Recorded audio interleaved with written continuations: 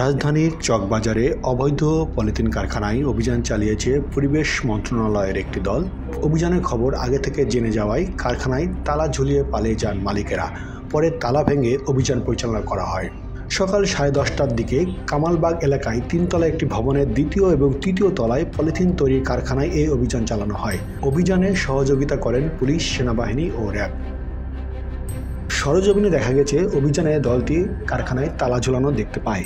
এছাড়া কারখানাটির সাইনবোর্ড আগে থেকে সরানো ছিল। পরে দলটি কারখানার প্রবেশ গেটের তালা ভেঙে ভেতরে প্রবেশ করে। ব্যবহার করা যাবে না এবং আমরা 1 নভেম্বর থেকে এটা আনুষ্ঠানিকভাবে এর আগেই ঘোষিত আমাদের মন্ত্রণালয় কর্তৃক, আমাদের উপদেষ্টা মহোদয় কর্তৃক। তো আমরা তারই ধারাবাহিকতা 1 তারিখ থেকে আমরা অভিযানে নেমেছি। আমরা বিভিন্ন বাজারগুলোতে মনিটরিং কার্যক্রম চালু রেখেছি এবং আমরা 3রা নভেম্বর থেকে বলেছি যে উৎপাদনকারী প্রতিষ্ঠানগুলোর বিরুদ্ধে আমরা জিরো টলারেন্সে যাব। সেই ধারাবাহিকতা আমরা আজকে এখানে এসেছি এবং এই অভিযান আমাদের বিকেল পর্যন্ত চলবে এবং এটি শুধু নট অনলি যে আজকে তা না, আমাদের এই কার্যক্রম অব্যাহত থাকবে। কারখানায় প্রবেশ করে দেখা যায় পলিথিন তৈরির এক বিশাল রাজ্য। কারখানাটির ভেতরে সারিবদ্ধ রয়েছে পলিথিন তৈরির উন্নত মানের বিদেশি মেশিন। এছাড়া 40 থেকে 50 বস্তা পলিথিন তৈরির কাঁচামাল পড়ে থাকতে দেখা গেছে। অভিযানিক দলটির সঙ্গে কথা বলে জানা গেছে, এর আগে তারা পাইকারি কিংবা খুচরা পলিথিন বিক্রেতাদের দোকানে অভিযান পরিচালনা করেছিল, কিন্তু আজকের অভিযানটি অনেক বড়। সরাসরি পলিথিন তৈরির সঙ্গে জড়িত কারখানাগুলোতে অভিযান পরিচালনা করা হয়েছে। তবে তাদের এই অভিযানের কথা আগে জানতে পেরে যায় কারখানার মালিক কর্তৃপক্ষ। তাই তারা কারখানা তালা দিয়ে কর্মীসহ পালিয়ে গেছে। কারখানাটি সিলগালা করে দেওয়া হয়েছে। কামালবাগ এলাকায় আরও 3টি পলিথিন তৈরির বড় কারখানায় অভিযান পরিচালনা করা হয়। ওই 3 কারখানার মালিকও অভিযানের খবর পেয়ে কারখানায় তালা দিয়ে পালিয়ে যান। সেই কারখানাগুলোতে পলিথিন তৈরির বিপুল পরিমাণ কাঁচামাল পাওয়া যায় এবং তৈরিকৃত অবস্থায় হাজার হাজার পলিথিন পাওয়া যায়। এসব মালামাল ও পলিথিন জব্দ করা হয় এবং কারখানা 3টি সিলগালা করে দেওয়া হয়। এছাড়াও 4টি পলিথিন কারখানার বিদ্যুৎ সংযোগ সম্পূর্ণরূপে বিচ্ছিন্ন করে দেওয়া হয়।